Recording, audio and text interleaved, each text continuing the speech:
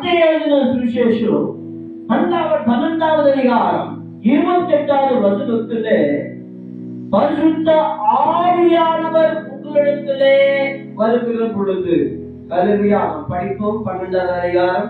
நான் தேவனுடைய ஆவியினாலே பிசாசுகளை துரத்துகிறபடியால் தேவனுடைய ராஜ்யம் உங்களிடத்தில் வந்திருக்கிறது. அப்ப பரிசுத்த ஆவியானவரை யாருக்கு ஒப்பிடுகிறதுன்னா தேவனுடைய ராஜ்யத்துக்கு ஒப்பிடுகிறது. The kingdom of God அப்படின்னு சொல்லி ஆங்கிலத்தில் சொல்லப்படுகிறது. ஹல்லேலூயா.